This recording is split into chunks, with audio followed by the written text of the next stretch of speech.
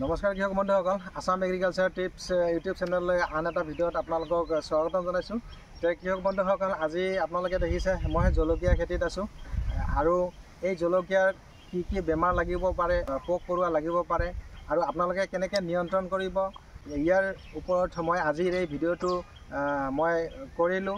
আশা কৰোঁ এই ভিডিঅ'টো যদি আপোনালোকে সম্পূৰ্ণৰূপে চায় তেনেহ'লে দেখিব যে জলকীয়া খেতিৰ ওপৰত আপোনাৰ কোনো কথা নজনাকৈ আপুনি নাথাকে।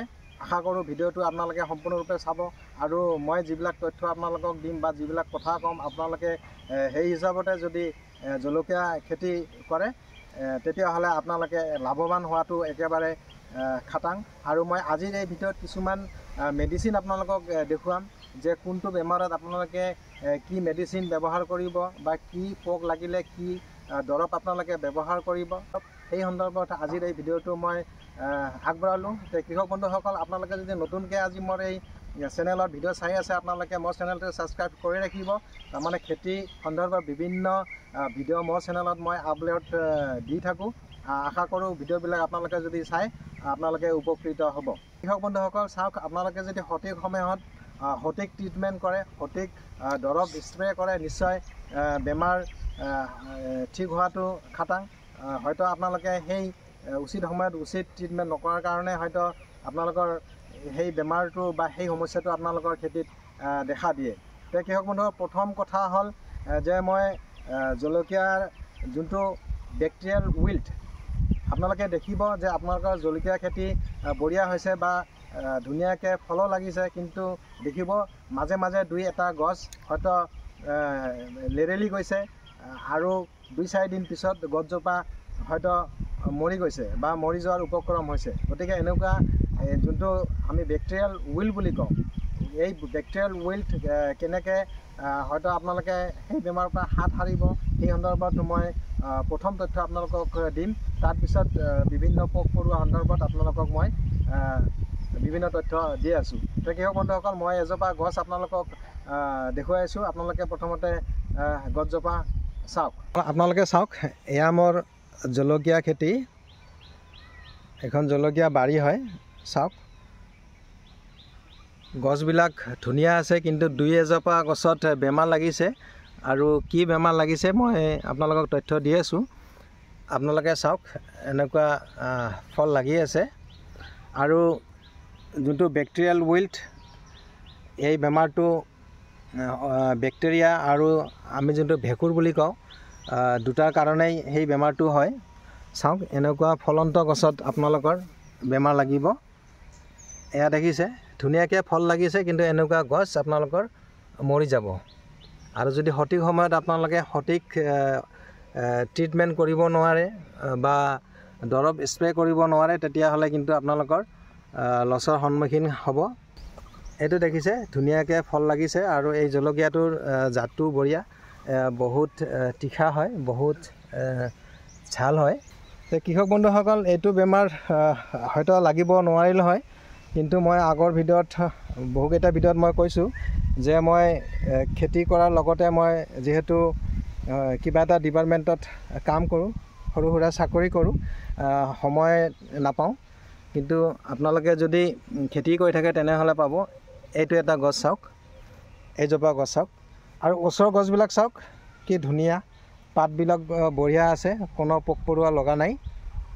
এইবিলাক চাওক, কিন্তু এই গছজোপা চাওক, গোটেই গছজোপাটো লেৰেলি গৈছে আৰু পাতবিলাক তললৈ সৰি পৰিছে। এয়া চাওক, এইবিলাক। কৃষক বন্ধুসকল, যদি আপোনালোকৰ জলকীয়া খেতিত এনেকুৱা বেমাৰ হয় আপোনালোকে কি প্ৰতিকাৰমূলক ব্যৱস্থা ল'ব বা বাকী গছবিলাক আপোনালোকে কেনেকৈ ৰক্ষা কৰিব সেই সন্দৰ্ভতে মই প্ৰথম তথ্য আপোনালোকক মই দি আছোঁ। কৃষক বন্ধুসকল, মই গছকেইটা দেখালোঁ আপোনালোকক, ভাল গছো দেখালোঁ বা যোনটো গছত বেমাৰ লাগিছে সেই গছো দেখালোঁ। এনেকুৱা বেমাৰ যদি আপোনালোকৰ জলকীয়া খেতিত আপোনালোকে দেখিবলৈ পায়, আপোনালোকে কি প্ৰতিকাৰমূলক ব্যৱস্থা ল'ব বা কি মেডিচিন আপোনালোকে স্প্ৰে কৰিব।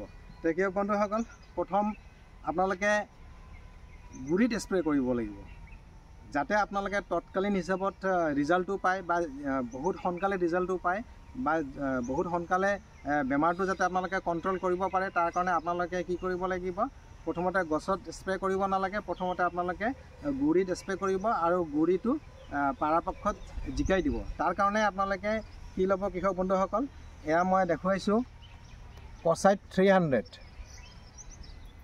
এইটো কচাইট 300 কপাৰ হাইড্ৰক্সাইড 46.1% এইটো হয় কচাইট এইটো আপোনালোকে ল'ব 3 গ্ৰাম প্ৰতি লিটাৰ পানীত তাৰপিছত কৃষক বন্ধুসকল এইটো চাওক ষ্ট্ৰেপ্ট'চাইক্লিন অৰ্থাৎ আপোনালোকে এইবিলাক সাৰৰ দোকানত বা বীজৰ দোকানত আপোনালোকে পাই যাব এই ষ্ট্ৰেপ্ট'চাইক্লিন আপোনালোকে কি কৰিব প্ৰতি 10 লিটাৰ পানীত এক পাতা ইয়াতে 100 গ্ৰাম আছে 6 গ্ৰাম আপোনালোকে প্ৰতি 10 লিটাৰ পানীত মিক্স কৰিব আৰু এই কচাইটটো আপোনালোকে প্ৰতি লিটাৰ পানীত 3 গ্ৰামকৈ মিক্স দুটা একেলগতে মিক্স কৰি আপোনালোকে কি কৰিব জলকীয়া গছৰ গুৰিত কৃষক বন্ধুসকল এইটো যোনটো জলকীয়াৰ গুৰি হ'ল আপোনালোকে ইয়াৰ পৰা এই মাটিলৈকে এইখিনি ঠাই আপোনালোকে জিকাই দিব এনেকৈ জিকাই দিব প্ৰথম ট্ৰিটমেণ্ট হ'ল সেইটো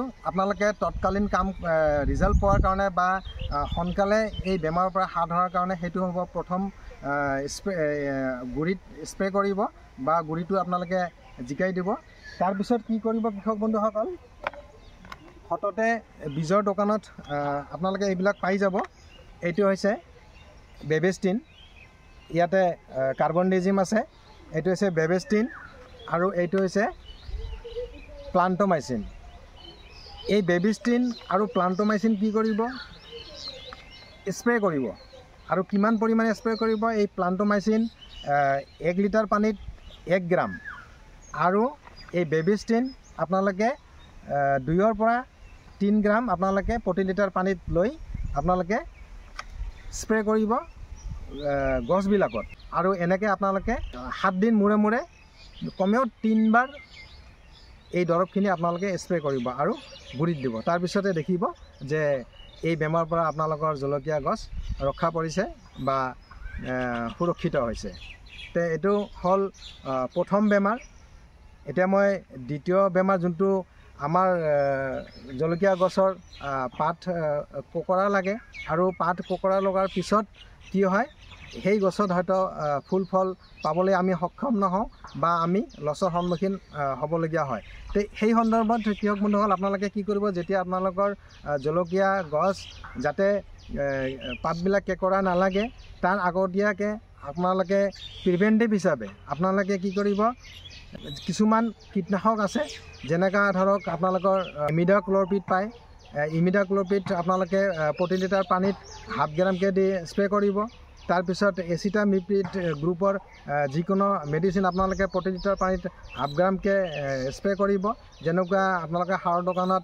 ইক্কা নামেৰে পাই যাব বা বেলেগ নামৰো পাব পাৰে এচিটামিপ্ৰিড আৰু ইমিডাক্ল'পিড এইবিলাক কি কৰিব আপোনালোকে এটা সপ্তাহত যদি এটা স্প্ৰে কৰে আৰু নেক্সট সপ্তাহত বেলেগকৈ স্প্ৰে কৰিব তাৰমানে চাওক কৃষক বন্ধুসকল অকল যদি আপোনালোকে একেটা মেডিচিনে বাৰে বাৰে স্প্ৰে কৰি থাকে সেই মেডিচিনে কি হয় পোক পৰুৱাৰ সেই মেডিচিনৰ প্ৰতি আপোনালোকৰ কি হয় এটা ৰেজিষ্টেণ্ট তৈয়াৰ হৈ যায় আৰু তাৰপিছত কি হয় এই মেডিচিনবিলাকে কাম নকৰে তো কৃষক বন্ধুসকল আপোনালোকে যদি জলকীয়া খেতি কৰে বা কৰিব বিচাৰিছে বা জলকীয়া গছ যদি আপোনালোকে ভালে ৰাখিব বিচাৰিছে আপোনালোকে প্ৰিভেণ্টিভ হিচাপত আগতীয়াকৈ যাতে সেই পাত কেঁকোৰা লগা বেমাৰটো যাতে নালাগে তাৰ কাৰণে আপোনালোকে ইমিডাক্ল'পিড বা থাইমেটেক্সাম গ্ৰুপৰ যোনটো আমি একতাৰা বুলি পাওঁ দোকানত একতাৰা বুলি পাওঁ আৰু কিবা কিবি নামেৰে পোৱা যায় গতিকে আপোনালোকে সেই কেমিকেল থকা যিবিলাক মেডিচিন এইবিলাক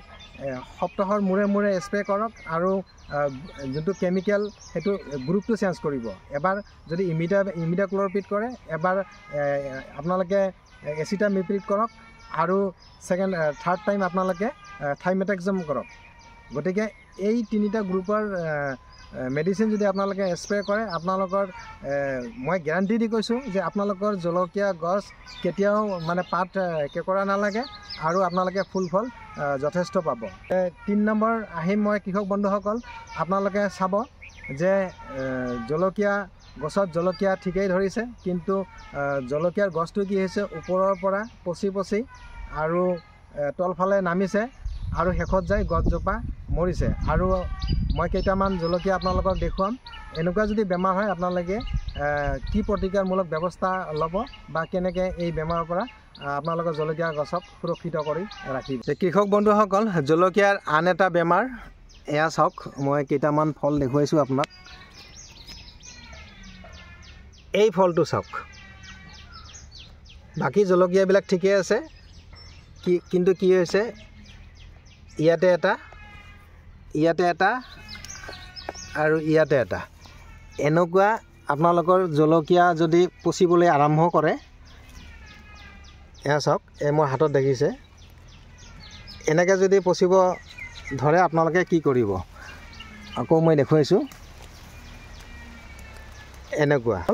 কৃষক বন্ধুসকল, এনেকুৱা যদি বেমাৰ আপোনালোকৰ জলকীয়া খেতিত লাগে বা জলকীয়াবিলাক পচিবলৈ আৰম্ভ কৰে, আপোনালোকে কি কৰিব, এই নেটিভ এইটো চাওক, এইটো আপোনালোকে ইয়াতে 10 গ্ৰাম আছে, এইটো আপোনালোকে 15 লিটাৰ পানীত মিহলাই স্প্ৰে কৰিব সপ্তাহত 2 বাৰ। আৰু এই নেটিভৰ যদি আপোনালোকে নাপায়, আপোনালোকে এই আদামা কোম্পানীৰ কাষ্টেডিয়া স্প্ৰে কৰিব। এইটো 15 লিটাৰ টেংকিত যদি আপোনালোকে স্প্ৰে কৰে, আপোনালোকে 20 ml মান ল'ব। এইটো গাঢ়া ফৰ্মৰ হয়, বগা হয় আপোনাৰ। আৰু যেতিয়া স্প্ৰে কৰিব তেতিয়া এনেকৈ জোকাৰি ল'ব, লৈ প্ৰতি 15 লিটাৰ পানীত আপোনালোকে 20 ml স্প্ৰে কৰিব। এইটো কৰিব, আৰু নহ'লে এই আপোনালোকে নেটিভো কৰিব। এই দুটাই সহজতে দোকানত আপোনালোকে পাই যাব। এনেকৈ স্প্ৰে কৰিলে আপোনালোকে দেখিব যে এই বেমাৰ আপোনালোকৰ জলকীয়া খেতিত নালাগে।